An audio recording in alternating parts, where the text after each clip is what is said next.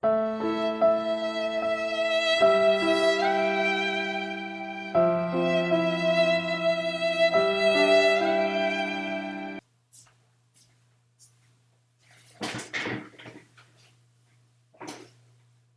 that time of year again! Christmas only comes once a year. Oh, Christmas is a special time of year. No, I'm not talking about that time of year. We are all going to die. Nor am I talking about this time of year. No, this is the time of year that happens about 4 to 8 times a year. It's the time when a trailer of a remake comes out and everybody's asking themselves thousands of questions. Like, is the time right for a remake like this? Does this movie deserve to be remade? Who is directing? Who is replacing the infamous actors of the original? Can this remake ever be as good as the original is? Oh, questions, so many questions. I have so many questions! So, I wouldn't be me, and the Movie Void wouldn't be the Movie Void if we didn't get at least into shit like this every once in a while. So before I make any comments to this trailer, let's take a look at the original. Oh my god. Kiefer Sutherland, Kevin Bacon, Julia Roberts in the same film, directed by Joel Schumacher, produced by Michael Douglas. How is this not considered one of the greatest movies of all time? Hello and welcome to the Movie Void, where we review whatever the fuck we want to review, and today we're doing none other than the 1990s Joel Schumacher film Flatliners. Oh, Joel Schumacher. He was always such a mixed bag. He's brought us such wonderful little classics like Falling Down or Time to Kill, The Lost Boys, but also a few catastrophes such as his Batman movies or Blood Creek. So we have a very mixed bag here. When this movie came out in 1990, it received a lot of mixed critics. Not everybody was too happy with it. Rotten Tomatoes ranking of 49%. The last 27 years went by. It pretty much got a little cult following. Otherwise, we wouldn't be seeing this remake happening. Here's some fun facts before we get into this. Kiefer Sutherland actually was never supposed to play the part. The role was originally written for Val Kilmer. And Julia Roberts was actually supposed to be Nicole Kidman. This was also strangely the film where Julia Roberts and Kiefer Sutherland became a couple. Believe it or not, that was a thing. So we start the film with a bunch of statues and opera. Oh, the pathos.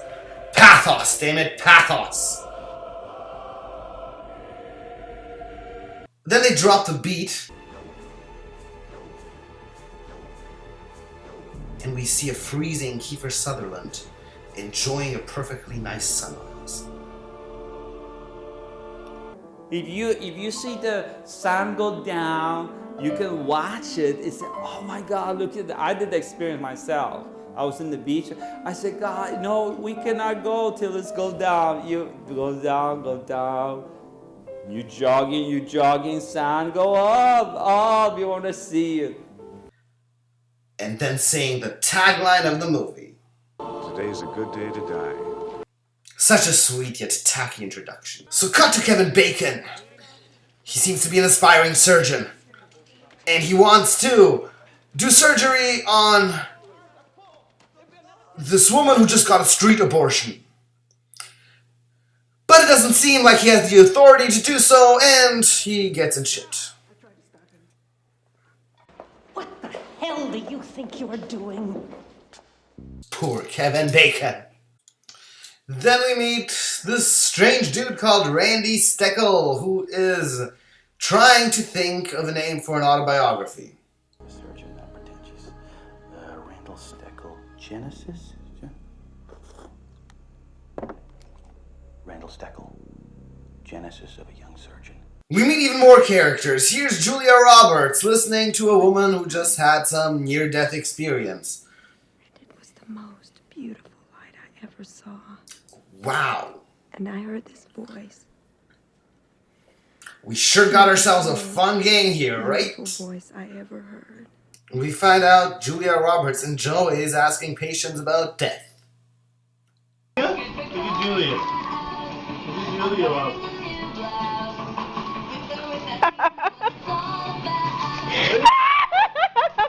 So they're in this operating room, all three of them, and we meet another new character called Dr. Hurley, and he is trying to hit on Julia Roberts. Look, I've heard all the rumors and nicknames about you, Rachel. But I'm sure you're a very warm woman. And it seems that Kiefer Sutherland has concocted some kind of a research experiment where he's planning to kill himself. All I need you to do is handle the injections and the IV. Forget it, Nelson. I have no interest in watching you kill yourself. And he's collecting his favorite doctor friends to help him. We then get a conversation between Kiefer Sutherland and Kevin Bacon. It seems Kevin Bacon was suspended because of the operation, and he's very upset about it. And we find out a little bit more about Kiefer's experiment. He's planning to die and come back to life with the answers. I don't want to die. I want to come back with the answers to death and life. So later on in the evening, the gang gets together to kill Kiefer Sutherland. I have a complete record of the experiment. Promise me you'll go through with this. He explains to them how he wants to die and be brought to life shortly afterwards. What's this guy's name again? Randy Steckel and Dr. Hurley. They are having their doubts about the whole thing and don't want to go through with it. Please, let him sleep it off. He'll have a wet dream and think you went to heaven, okay? Good idea. Good night, Nelson. Then Kevin Bacon appears. He's sleeping. Thank God you're here to talk some sense into these people. I'll do it. And they kill Kiefer Sutherland. Flatline. Cut to what Kiefer Sutherland sees. So Kiefer Sutherland dies, and in his head he suddenly transforms into a drone, soaring through some fields, where he sees these three kids with ribbons. And there's this dog, and the strange creature. And on the outside, Kiefer is Calling out in the night, fighting for my life. And it seems like shit's going to go wrong, but no! Got him! And who would have thought Kiefer's back? And after this near-death experience, Kiefer Sutherland is feeling... Dave, I feel like a highly tuned instrument. And he is hearing things. Can you hear the traffic on the lakeshore? Underneath that, there's a hum. It's the streetlights. And it's not long until he actually even starts seeing things.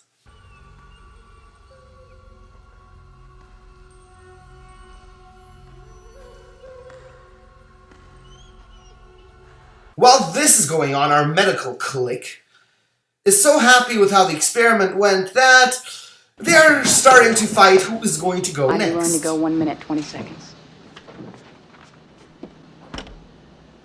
1:30. So cut to everybody doing the exact same thing with Dr. Hurley and his afterlife vision seems like this black and white art school film. He sees these different types of women and they're overlapping. What the fuck?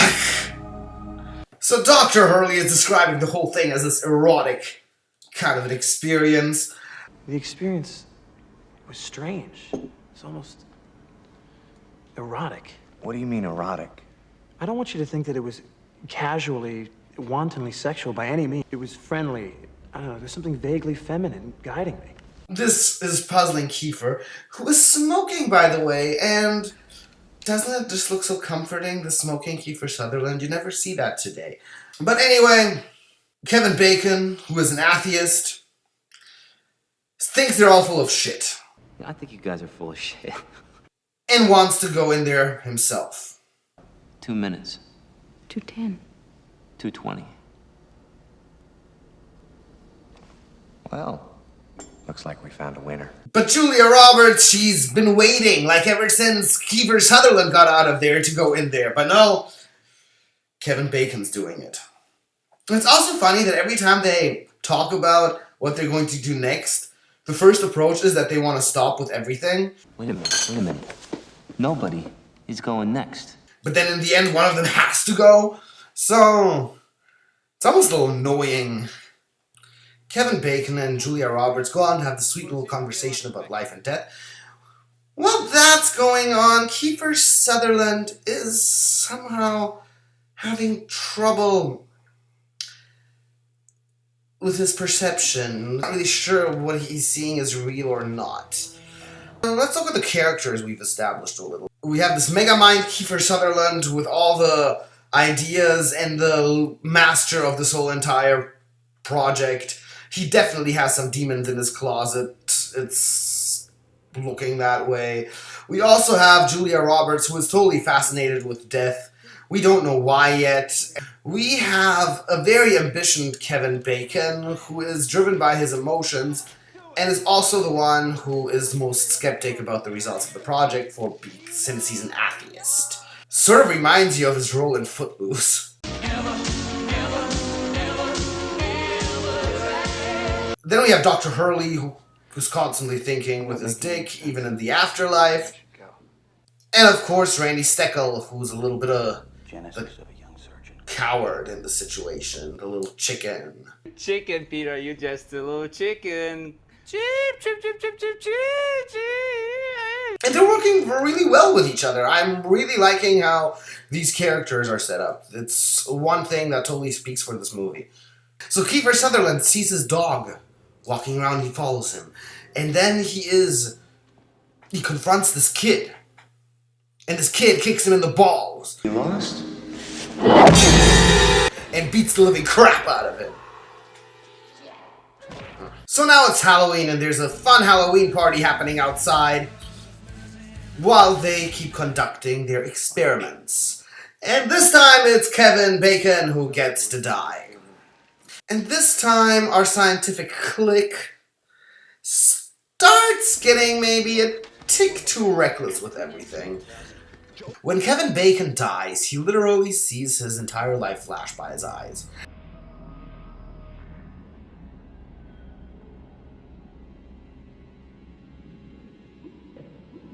And then, just like Keither, he transforms into a drone and starts flying over the Alps. You see what happens, Larry? You see what happens when you find a stranger in the Alps? Afterwards, he has some visions of this kid. Until he is put back, and this time it was really close. Dr. Joe Hurley is also starting to have similar hallucinations that Kiefer Sutherland is having.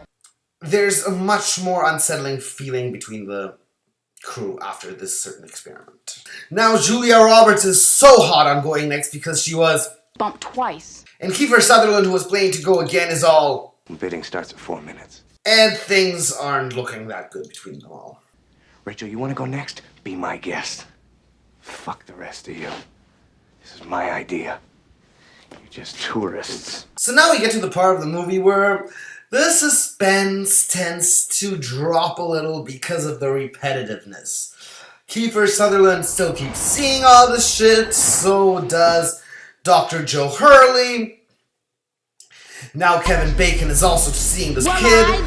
It's almost like, yeah, we've seen this before. Can you please get on with the story? We want to see what happens with Julia Roberts when she tries the experiment. All of this is same old, same old. So then, Julia Roberts finally dies. Okay, that sounded a little weird. And she starts seeing this welcome home daddy party for her father. And then switching to a later time where we find out that she actually witnessed her father getting all Hannah Baker on their family. with a shotgun and blowing his brains out. So now it seems we know why Julia Roberts is so obsessed with death. Oh, come on, guys. All this time, you're making Julia Roberts' character so fascinating by making her so death-obsessed, and we keep thinking that this is going to be a big part of the storyline and the plot. But all this is some suicidal daddy issues. This is like a soap opera cliche, for fuck's sake.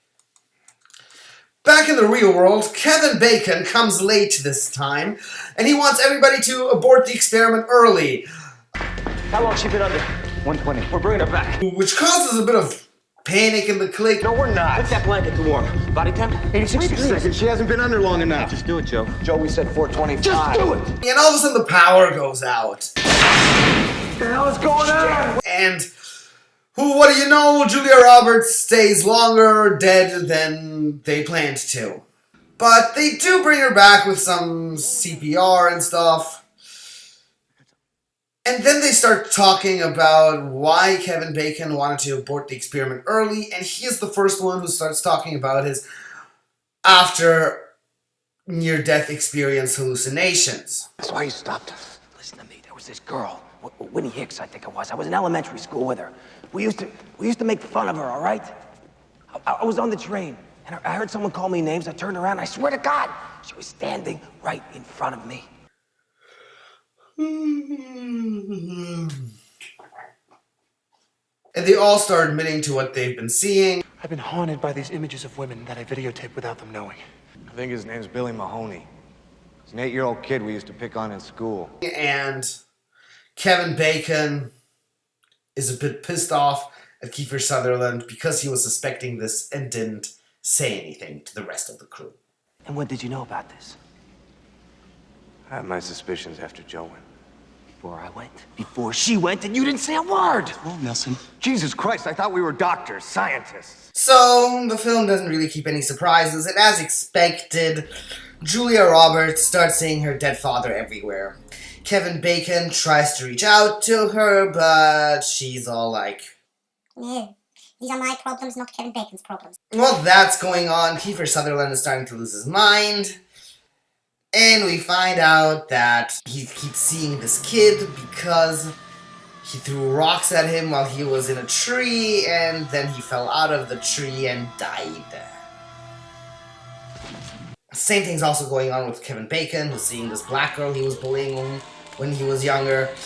What really is starting to get annoying, like totally fucking over the top annoying, is this whole entire thing about Dr. Joe Hurley making these videotapes of women, or that he didn't like really keep in touch with any of them. I don't really see the big problem here. I mean, people, they date, they have sex, sometimes they don't feel like seeing each other, and other times, sometimes they don't. I don't understand what this whole guilt trip thing is about. It's not like he ruined these women's lives. He just either wasn't in love with them, or it wasn't just meant to be. I don't know. I think this is a little over the top annoying. I mean, it's like he raped them or something. And if this whole thing isn't dumb enough, all of a sudden he's visited by his wife, who finds the tapes and leaves him because of these tapes from the past. What the fuck? Kevin Bacon is also very worried about making amends with the past, so he figures out where that kid now lives that he used to bully. So he finds out she's in Bensonville, and Kiefer Sutherland wants to come along because he can't be alone now since he keeps seeing the kid that fell out of the tree. And suddenly we feel that this isn't really a horror film anymore at all, than about a couple of guys and a girl trying to cope with the problems of the past. So Kevin Bacon is in the woman's house and they're talking about the past. It's quite boring, to be honest. And Kiefer Sutherland is dozing off in the car. And we are constantly have these camera angles circling the car, making us think that the kid Kiefer Sutherland keeps seeing really is there. when it is obviously just an illusion. Yes, and Kevin Bacon eventually manages to make amends with the woman, and she actually thanks him for coming.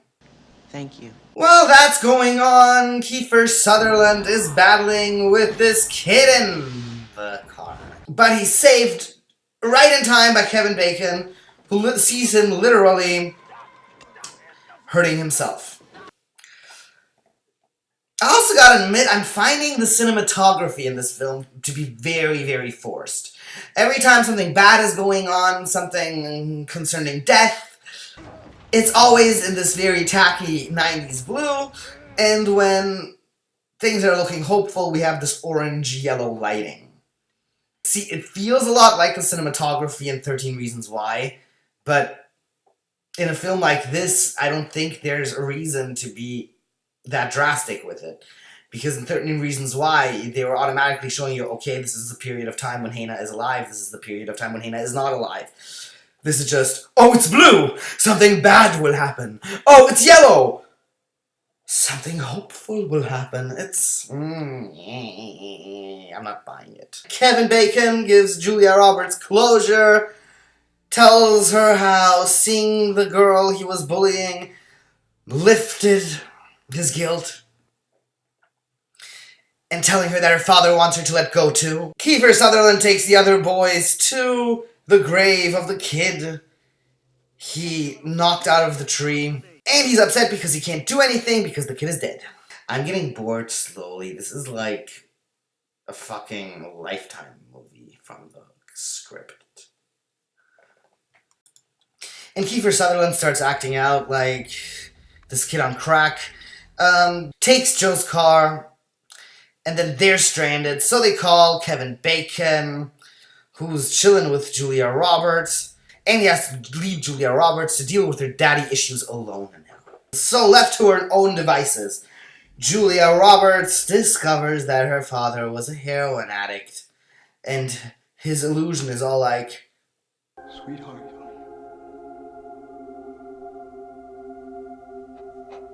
Sorry. and she's all like,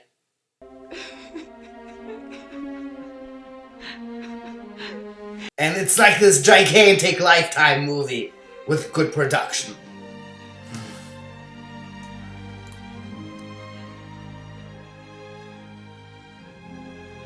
So Kiefer Sutherland is on his own and he calls Julia Roberts, and once again he is Calling out in the night,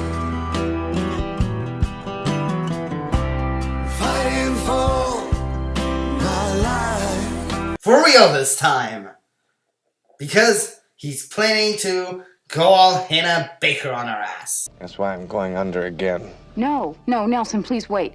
Goodbye, Rachel. Nelson, tell me where you are. I really am sorry. Nelson, please wait. I remembered this movie so much better than it is. And in one last life-saving attempt, the whole gang rushes up to save Kiefer Sutherland. And it looks like they failed. It looks like everything's gone to shit.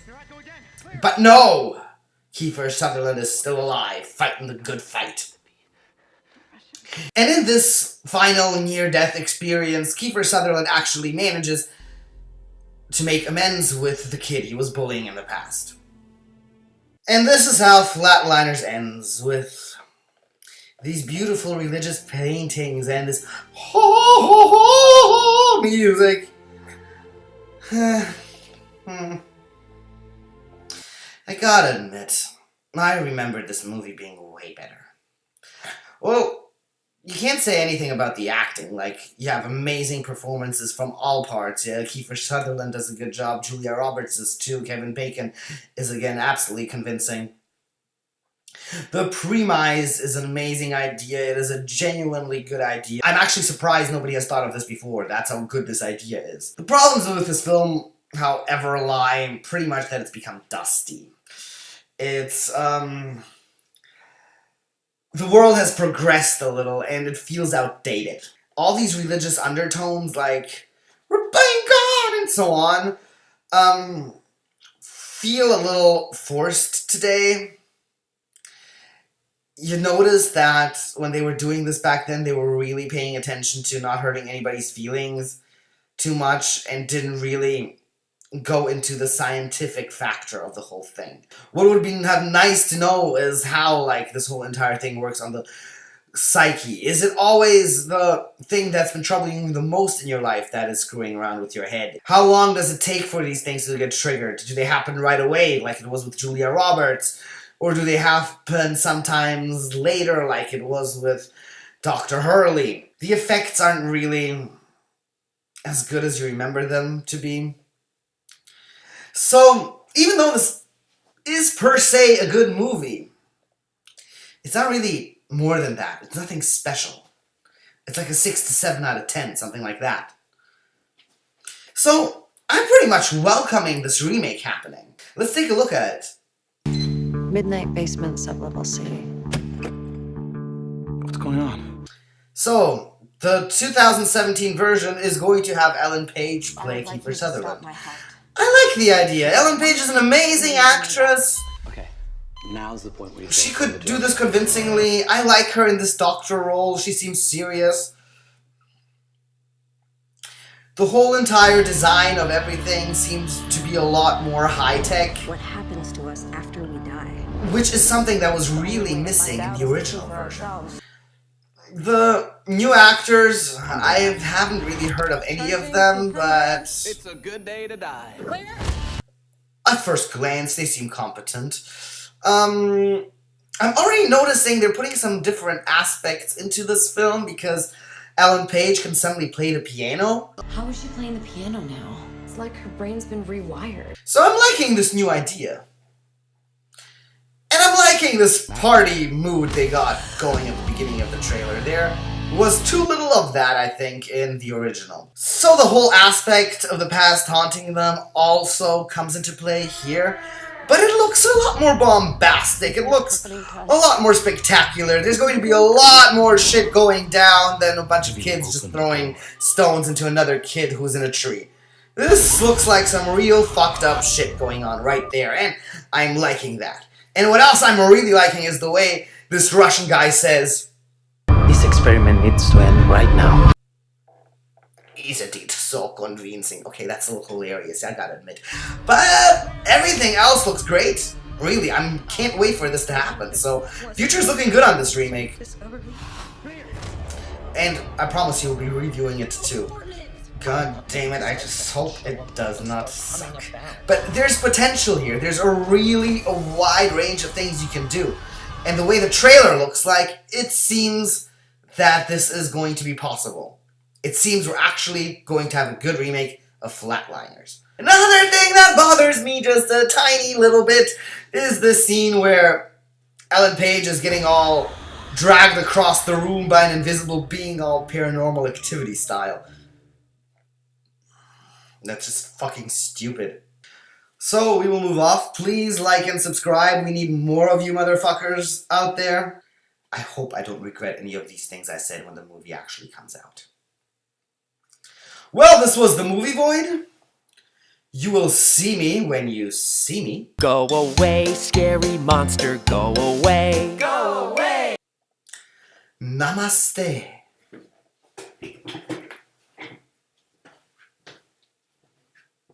Not enough whiskey in the world tonight. There's not enough whiskey to see the light. Not enough whiskey to make it all alright. It's time to say goodnight. Tell yourself it's alright. She'll be coming. This experiment needs to end right now.